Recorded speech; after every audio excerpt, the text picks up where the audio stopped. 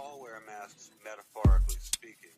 We suppress the id, our dark like a mission statement. and adopt the more socially acceptable.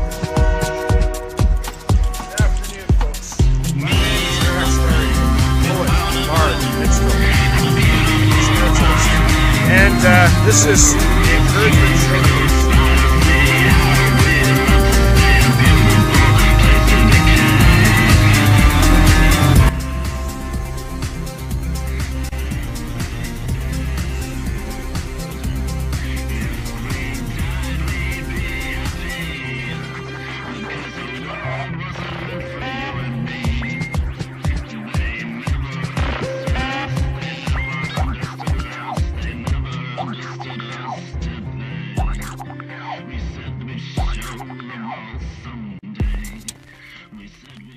That's correct, Wendy.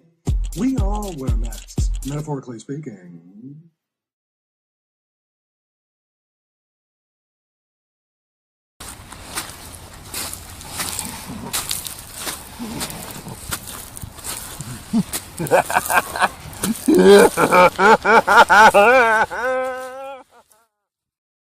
The streaming on the internet, people downloading movies, basically. Would you say that's killing off the movie theater business? People going out to actually view them at the theater, or certainly the video business, as far as DVDs or Blu-rays go. I mean, do you feel that's going to go the way of the dinosaur?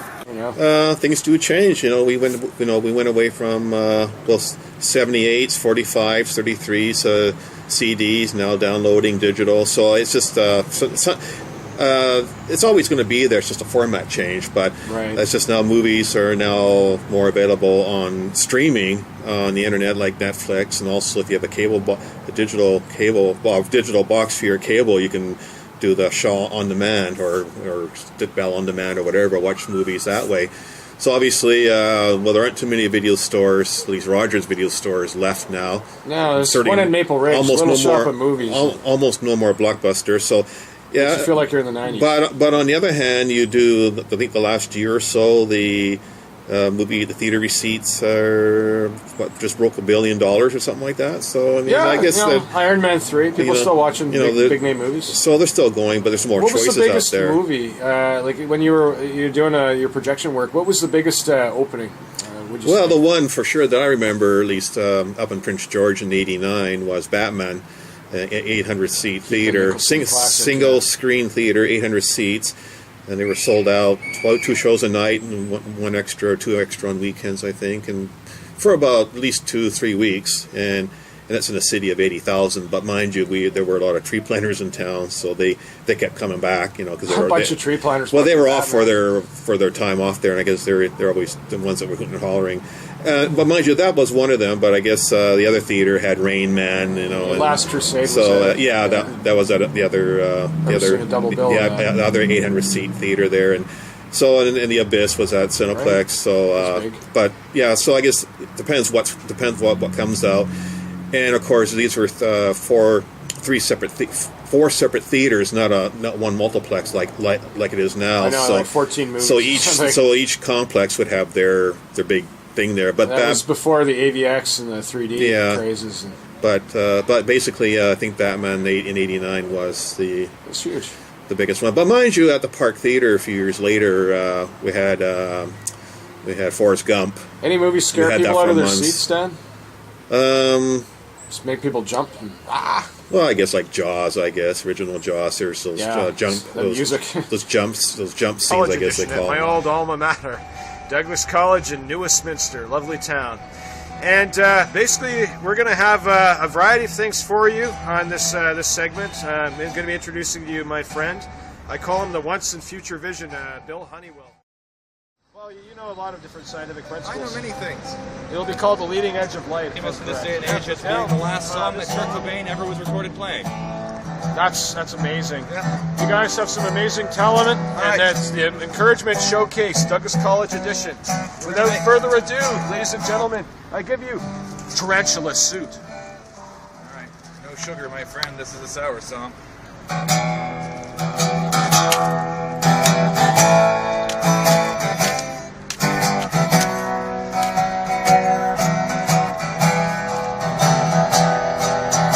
girl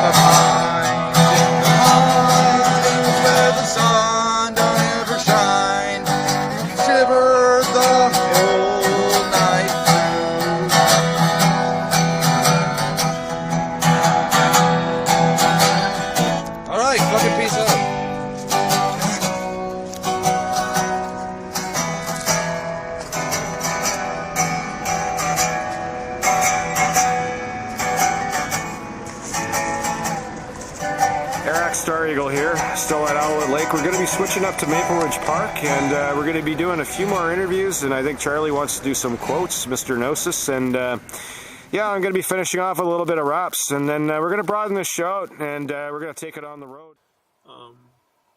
Introduced to me by my friend Danny Hung, who I went to St. Thomas More High School with, and then went to SFU with, and had some of the same classes. He was an inspiration to you. He was an inspiration in the fact that I went over to his house once, and he says he always has these thoughts that he writes down. And because either what he gets is an inspiration, a life lesson, wisdom, insight, truth, intelligence, knowledge, and information, and his disposition, his opinion, his perspective, his perception, his insight, and what he believes a worthy thought he would write down. And I got that idea from him. That's excellent. Yes. Yes. Now, speaking about the manifesto, what visions in particular, what ideas and philosophies do you wish to share with the world, and why? Okay. The major one is what I call, I haven't heard it in the media or anything, so I think it may be originally mine, is verbal nonviolence.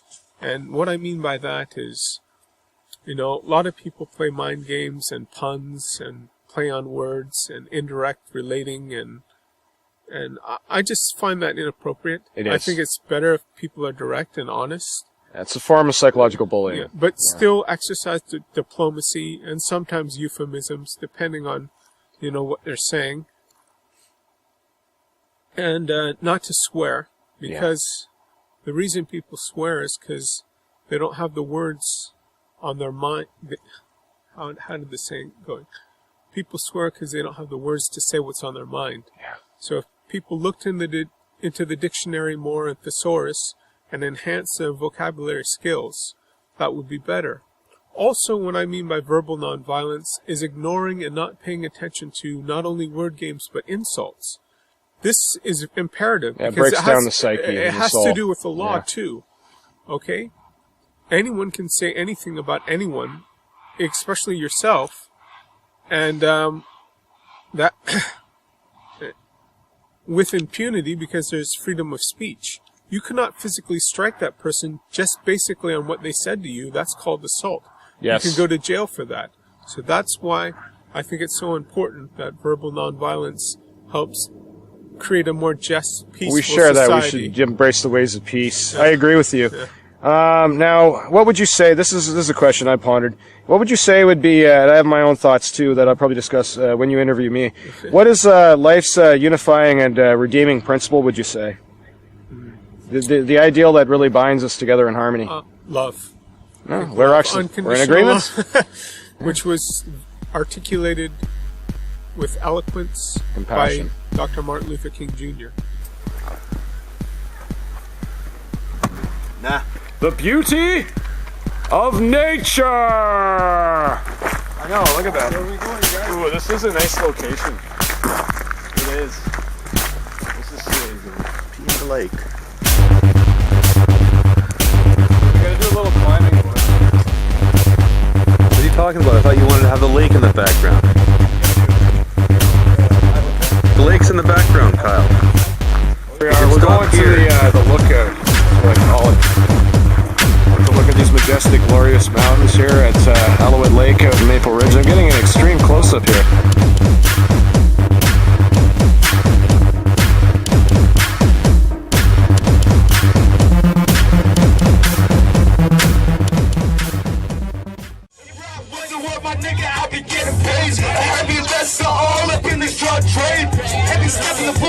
When I come around, shake your whole dude like laced up, hit with the killer flow. No, they can't stand. Grab the mic and you a straight mechanic. Yeah, I'm working on these niggas just like overtime. Put the sun back in your pocket, nigga. I'm on shine real bright, real bright. These up on his funky ass. I got the match and they droning in pools of gas.